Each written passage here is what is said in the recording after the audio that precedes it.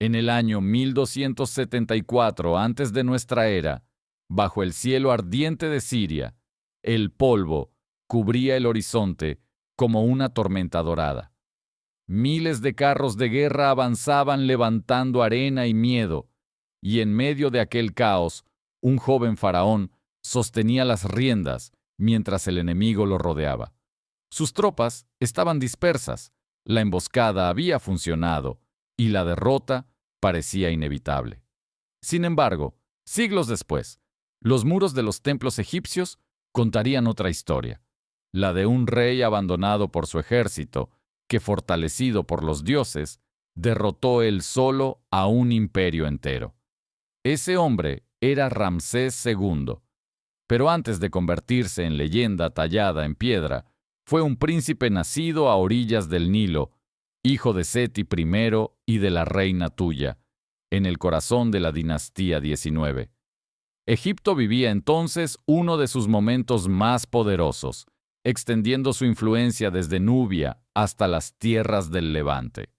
El joven Ramsés creció en un mundo donde el faraón no era simplemente un gobernante, sino el garante del orden cósmico, el intermediario entre hombres y dioses. Desde niño, fue educado para asumir ese papel. Aprendió a leer los jeroglíficos sagrados, a comprender la compleja administración que sostenía el imperio y a dominar el arte de la guerra. Acompañó a su padre en campañas militares, observando cómo ciudades fortificadas se rendían ante el estandarte egipcio. Vio el choque del bronce, escuchó los gritos del combate y entendió que la grandeza debía defenderse con determinación. A los 10 años ya poseía títulos militares honoríficos. No eran simples adornos, eran el inicio de una imagen pública cuidadosamente construida.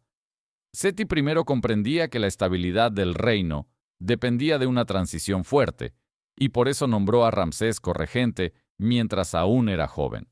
Así, el príncipe comenzó a participar activamente en ceremonias religiosas, decisiones administrativas y pequeñas expediciones militares.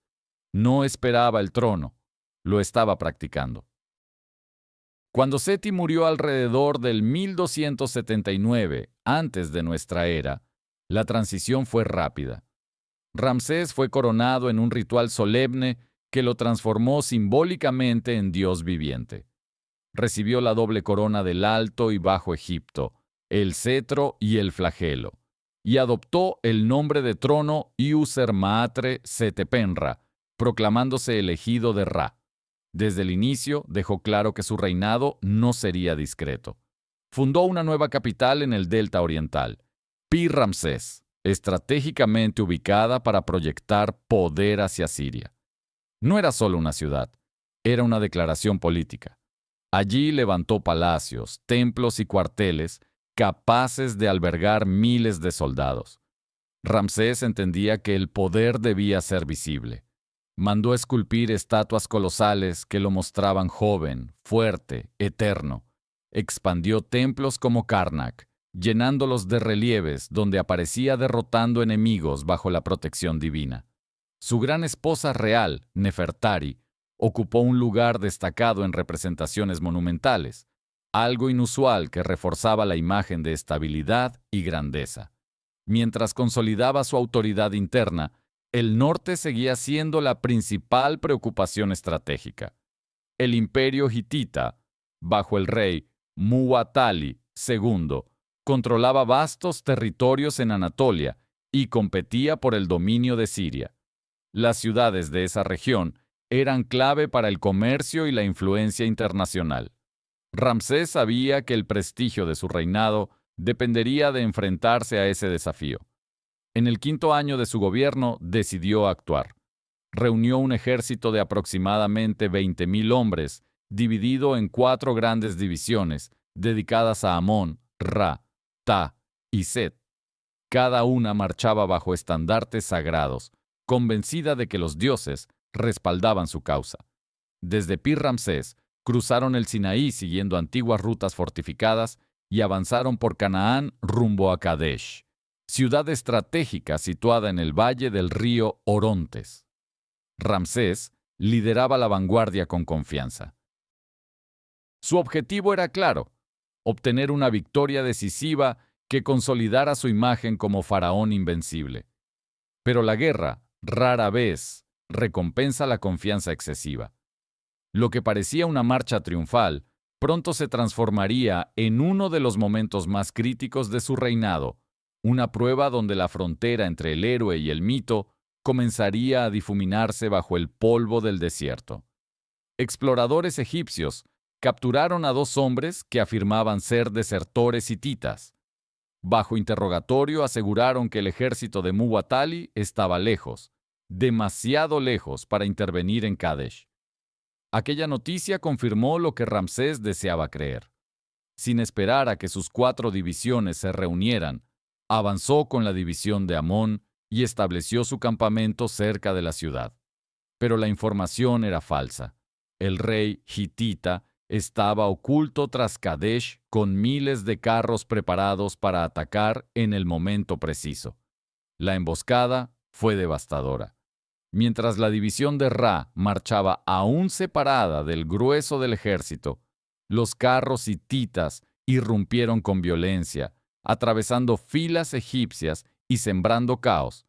El estruendo de ruedas, el relincho de caballos y el choque del bronce convirtieron el campo en un infierno.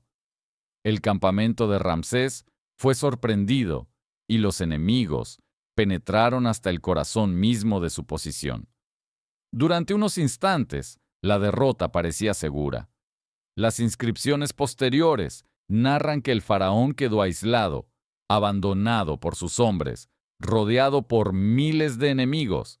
Según el relato oficial, invocó a Amón y el dios respondió otorgándole fuerza sobrenatural. Ramsés cargó en su carro disparando flechas con precisión implacable, derribando guerreros y dispersando carros hititas como si fueran hojas arrastradas por el viento. La escena fue inmortalizada en relieves monumentales que lo muestran como un héroe solitario enfrentándose a un mar de enemigos. Sin embargo, la realidad histórica fue más compleja. Refuerzos egipcios, posiblemente la división de Ptah y tropas auxiliares conocidas como los Nearín, llegaron al campo de batalla y lograron estabilizar la situación. Tras horas de combate feroz, ninguno de los 2 bandos obtuvo una victoria definitiva. Kadesh no cayó bajo control egipcio, pero el ejército de Ramsés tampoco fue aniquilado. La batalla terminó en un equilibrio tenso. Lo extraordinario no fue solo el enfrentamiento, sino lo que ocurrió después. Ramsés regresó a Egipto proclamando una victoria total. Mandó grabar la historia en templos de Karnak, Luxor y Abu Simbel. En el llamado Poema de Pentaur, la batalla se transformó en una epopeya donde el faraón, abandonado por sus tropas, salvaba al ejército gracias a su valentía divina. Fue uno de los ejemplos más antiguos y poderosos de propaganda política a gran escala. Ramsés comprendió que la memoria colectiva podía moldearse con piedra y palabras. Aunque Kadesh no le otorgó dominio absoluto sobre Siria, sí consolidó su imagen de guerrero elegido por los dioses. Años después, en un giro pragmático, Egipto y el imperio hitita firmaron uno de los tratados de paz más antiguos de la historia. El acuerdo establecía reconocimiento mutuo, cooperación y asistencia frente a amenazas externas. Ramsés incluso selló la alianza mediante un matrimonio diplomático con una princesa hitita. No destruyó a su rival, pero aseguró estabilidad y prestigio internacional. Con la frontera norte relativamente pacificada, el faraón dirigió su ambición hacia otro campo de batalla, la eternidad. Si la espada no podía garantizar dominio perpetuo, la arquitectura sí podía desafiar al tiempo. Ramsés inició uno de los programas de construcción más ambiciosos del mundo antiguo. Amplió el templo de Amón en Karnak, levantando columnas gigantes que parecían sostener el cielo. Decoró muros con escenas de Kadesh, repitiendo una y otra vez la imagen de su valentía. Cada relieve reforzaba el relato oficial. En el sur, en Nubia, ordenó excavar en la roca el templo de Abu Simbel. 4 colosos de más de 20 metros, con su rostro idealizado, custodiaban la entrada mirando hacia el horizonte. Era un mensaje para enemigos y aliados. Egipto era eterno, y su faraón también. El templo no solo impresionaba por su tamaño, sino por su precisión. 2 veces al año, el sol penetra hasta el santuario interior e ilumina las estatuas divinas y la del propio Ramsés, dejando en penumbra a la figura asociada con el inframundo. Esta alineación no era casualidad, era cálculo astronómico al servicio del poder. Ramsés se inscribía en el orden cósmico, vinculando su figura al ciclo solar. Cada monumento reforzaba la idea de que su reinado no era simplemente político, sino sagrado. Su gran esposa, Nefertari, recibió incluso un templo propio en Abu Simbel, un honor excepcional que reflejaba su importancia y la estabilidad de la dinastía. Mientras las estatuas crecían y los relieves narraban su gloria, el nombre de Ramsés se repetía en piedra hasta convertirse en omnipresente. El faraón había aprendido que la guerra podía ser incierta, pero la imagen bien construida podía ser inmortal. Sin embargo, el tiempo avanzaba silenciosamente, y el joven guerrero que había enfrentado carros hititas comenzaba a transformarse en un soberano veterano, cuya mayor batalla ya no era contra imperios extranjeros, sino contra el paso inevitable de los años. Las décadas pasaron, y el reinado de Ramsés se convirtió en una era completa bajo un solo nombre. Gobernó más de 60 años, una duración extraordinaria que permitió que generaciones enteras crecieran sin conocer otro faraón. Para muchos egipcios, él no era simplemente el rey, era el orden mismo, la estabilidad personificada. Sus hijos fueron numerosos y ocuparon cargos clave en el ejército, el clero y la administración, formando una red de poder que reforzaba la autoridad central. El tratado con los hititas aseguró décadas de relativa paz en la frontera norte, permitiendo que el comercio floreciera y que Egipto mantuviera su prestigio internacional. Ramsés no expandió su imperio de manera dramática tras Kadesh, pero consolidó lo que ya poseía, comprendiendo que la permanencia podía ser más valiosa que la conquista constante. Mientras tanto, la construcción monumental continuó. Cada templo ampliado, cada estatua erigida, cada relieve esculpido repetía su imagen idealizada: joven, fuerte, victorioso. Incluso reutilizó monumentos de faraones anteriores, grabando su nombre sobre los cartuchos antiguos, integrándose así en una tradición más amplia y apropiándose simbólicamente del pasado. La frontera entre memoria y propaganda se volvió casi invisible. Ramsés entendió que en un mundo donde pocos sabían leer, la piedra hablaba por él. Sin embargo, detrás de esa imagen eterna, el cuerpo humano no escapaba al desgaste del tiempo. Estudios modernos, realizados sobre su momia, revelan artritis avanzada y graves infecciones dentales. El guerrero representado como invencible en los muros era, en realidad, un anciano que soportaba dolor constante. Aún así, continuó gobernando, apoyado por una maquinaria administrativa eficiente y por la autoridad acumulada durante décadas. Su muerte marcó el fin de uno de los reinados más largos y espectaculares del antiguo Egipto. Fue enterrado en el Valle de los Reyes, en una tumba diseñada para garantizar su tránsito al más allá, aunque siglos después, su momia sería trasladada para protegerla de saqueadores. En la era moderna, su cuerpo fue estudiado por científicos, viajando incluso fuera de Egipto para su conservación, como si el mundo contemporáneo reconociera que aquel faraón seguía teniendo relevancia. Pero más allá del cuerpo físico, lo que realmente sobrevivió fue su narrativa.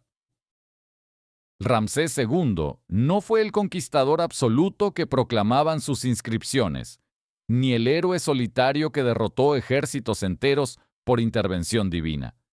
Fue algo quizá más sofisticado, un maestro del poder simbólico. Transformó un enfrentamiento ambiguo en mito glorioso. Convirtió la arquitectura en instrumento político. Entendió que la memoria colectiva podía moldearse con repetición y monumentalidad. Cuando hoy contemplamos los colosos de Abu Simbel o las escenas de Kadesh en Karnak, no vemos solo ruinas antiguas, vemos la persistencia de una ambición cuidadosamente planificada.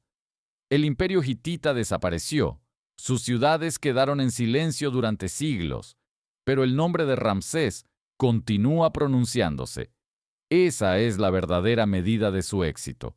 No dominar cada territorio, sino asegurar que su imagen atravesara milenios. Mientras el Nilo sigue fluyendo y el sol sigue iluminando los templos que ordenó construir, el eco de su reinado permanece. Los imperios se levantan y caen, las fronteras cambian y las victorias se reinterpretan, pero algunos nombres logran resistir el desgaste del tiempo.